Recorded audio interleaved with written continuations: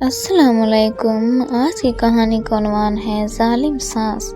یہ کہانی ایک ایسی لڑکی کی ہے جو اپنے خوابوں کے ساتھ ایک نئے گھر میں قدم رکھتی ہے، مگر وہاں اسے ایسی حقیقتوں کا سامنا کرنا پڑتا ہے جو اس کی زندگی کو بدل کر رکھ دیتی ہیں۔ یہ کہانی جذبات، قربانی اور سچائی کے انکشاف کی ہے، جس میں آخر میں ایسا موڑ آتا ہے جو سب کو حیران کر دیتا ہے۔ نازیہ ایک خوبصورت، معصوم اور تعلیم یافتہ لڑکی تھی۔ اس کی شادی احمد سے ہوئی، جو ایک خوش اخلاق، سمجھدار انسان تھا۔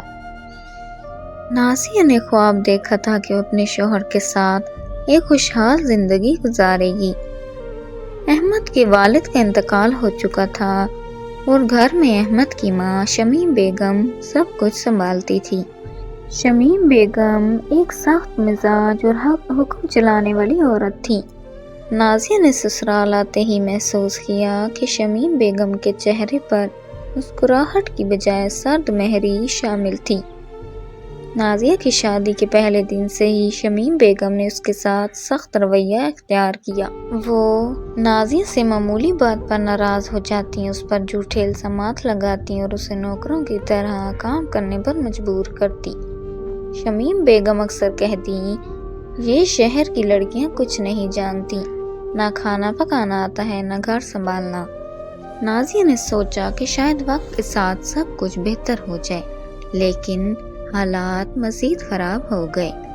احمد اپنی ماں کا احترام کرتا تھا اور نازیہ سے محبت بھی، لیکن وہ اپنی ماں کے سامنے خاموش رہتا۔ نازیہ کئی بار احمد سے شکایت کرتی، احمد، آپ کی ماں میرے ساتھ ایسا سلوک کیوں کرتی ہیں؟ میں نے ان کا کیا بگاڑا ہے؟ احمد ہمیشہ یہی کہتا، نازیہ، امی کا مزاج سخت ہے لیکن ان کا دل نرم ہے، وقت کے ساتھ سب ٹھیک ہو جائے گا۔ لیکن یہ وقت کبھی نہ آیا۔ شمیم بیگم کا ظلم بڑھتا گیا۔ وہ نازیہ کو راتوں کو کام پر لگا دیتی، اسے کھانے میں کچھ نہ دیتی اور احمد کے سامنے اس کے خلاف باتیں کرتی۔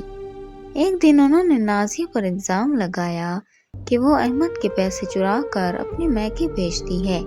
نازیہ یہ سن کر سکتے میں آ گئی اور کہنے لگی، امی، میں نے کبھی ایسا نہیں کیا، آپ مجھ پر جھوٹا الزام کیوں لگا رہی ہیں؟ لیکن شمیم بیگم نے احمد کو اتنا بھڑکایا کہ اس نے نازیہ پر شک کرنا شروع کر دیا۔ خطرناک سازش۔ شمیم بیگم نے ایک دن چالاکی سے نازیہ کے بیگ میں کچھ زیور رکھ دیا اور پورے گھر والوں کو جمع کر کے کہا، یہ دیکھو، نازیہ میرے زیور چرا رہی تھی۔ نازیہ نے قسم کھا کر کہا، میں نے کچھ نہیں کیا، یہ سب جھوٹ ہے، لیکن کسی نے اس کی بات پر یقین نہیں کیا۔ احمد بھی خاموش رہا اور نازیہ کو اس رات گھر سے نکال دیا گیا۔ نازیہ اپنے میکے آ گئی، لیکن اس نے ہار نہ مانی۔ وہ اللہ سے دعا کرتی رہی کہ اسے انصاف ملے۔ چند مہینے بعد احمد کو گھر کے پرانے صندوق میں زیور ملا جو شمیم بیگم نے غائب بتایا تھا۔ احمد نے جب اپنی ماں سے پوچھا تو وہ بوکھلا گئی اور کہا، یہ زیور تو میں نے خود رکھ دیا تھا۔ لیکن احمد کو شک ہوا۔ اس نے گھر کے نوکر سے بات کی جس نے سچائی ظاہر کی۔ بیگم صاحبہ نے خود زیور نازیہ کے بیگ میں رکھا تھا تاکہ اسے بدنام کر سکیں۔ احمد یہ سن کر شرمندہ ہو گیا۔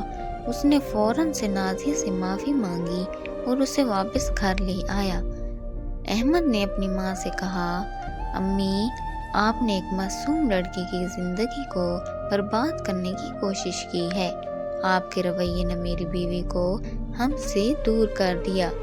شمیم بیگم نے اپنی غلطیوں کا اعتراف کیا، لیکن تب تک نازیہ کا دل ٹوٹ چکا تھا۔ نازیہ نے احمد کو معاف کر دیا، لیکن شمیم بیگم کو اپنی تنہائی کا سامنا کرنا پڑا۔ ان کے ظلم کا نتیجہ یہ ہوا کہ ان کا اپنا بیٹا ان سے دور ہو گیا۔ شمیم بیگم نے آخر کار اپنی غلطیوں پر افسوس کیا، لیکن وقت گزر چکا تھا۔